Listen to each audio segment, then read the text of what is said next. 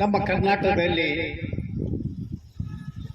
ನ್ಯಾಯಾಧೀಶರಾಗಿದ್ದ ನಾಗರತ್ನ ಅಲ್ಲ,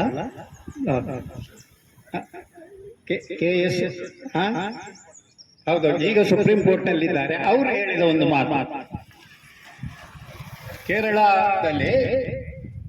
ಕೇರಳದವರು ಕೋರ್ಟಿಗೆ ಹೋಗಿದ್ರು. ಯಾಕಂದ್ರೆ ಏನು ಅವರು ಎಲ್ಲ ರೆಸೊಲ್ಯೂಷನ್ ಮಾಡಿರ ಇವರಿಗೆ ರಾಜ್ಯಪಾಲರಿಗೆ ಕಳಿಸ್ತಾರ, ಅವ್ರು ಇಟ್ಕೊಳ್ಳೋದು. ಆ ಬಗ್ಗೆ ಕೋರ್ಟಿಗೆ ಹೋಗ್ಬೇಕಾಯ್ತು. ಕೋರ್ಟ್ನಲ್ಲಿ ಅವ್ರು ಹೇಳಿದ ಮಾತು, ರಾಜ್ಯಪಾಲರು ಏನ್ ಮಾಡಬೇಕು ಅದು ಮಾಡೋಲ್ಲ, ಏನು ಮಾಡಬಾರದು ಅದನ್ನು ಮಾಡ್ತಾರೆ ಅಂತ ಹೇಳಿ. ಅದು ಕೇವಲ ಅವರಿಗೆ, ಕೇರಳಕ್ಕೆ ಮಾತ್ರ ಅಲ್ಲ, ಈಗ ಕರ್ನಾಟಕಕ್ಕೂ ಅದೇ ಅಪ್ಲೈ ಆಗಿದೆ.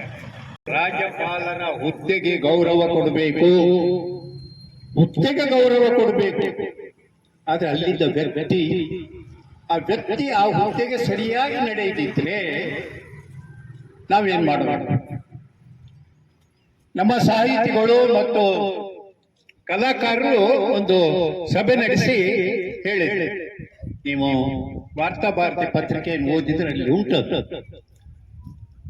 ಈ ಬಗ್ಗೆ ರಾಜ್ಯಪಾಲರ ಮೂಲಕ ಪ್ರಾಯೋಜಕತ್ವದಲ್ಲಿ ಈ ಕಾರ್ಯಕ್ರಮ ನಡೀತಾ ಇದೆ. ಇದು ನನ್ನ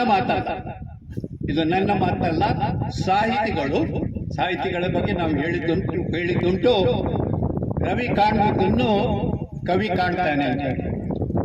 ಸಾಹಿತಿಗಳು ಸಮಾಜವನ್ನು ನೋಡುವ ಒಂದು ದೃಷ್ಟಿಕೋನವೇ ಬೇರೆ ಇರ್ತದೆ. ಬಹಳ ಸೂಕ್ಷ್ಮವಾದ ರೀತಿಯಲ್ಲಿ ಅವರು ನೋಡ್ತಾರೆ.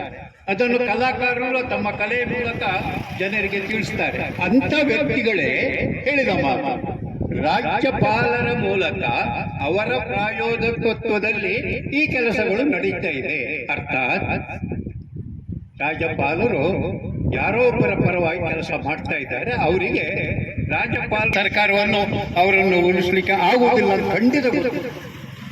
ಯಾಕಂತ ಹೇಳಿದ್ರೆ ಈ ಬಾರಿ ಕರ್ನಾಟಕದಲ್ಲಿ ಈಗಿನ ಸರ್ಕಾರ ಬರುವುದಿಲ್ಲ ಎಂಬ ರೀತಿಯಲ್ಲಿ ಅವರದೇ ಆದ ರೀತಿಯ ಇವ್ಯಾಲ್ಯೂಯೇಷನ್ ಎಲ್ಲ ಮಾಡಿ ಬೇರೆ ಬೇರೆ ರೀತಿಯಲ್ಲಿ ಹೇಳಿದ್ರು. ಕಡೆಗೂ ಈ ಸರ್ಕಾರ ಇವತ್ತು 136 ಸದಸ್ಯರಿಂದ ಕೂಡಿದ ಒಂದು ಸರ್ಕಾರವಾಗಿದೆ.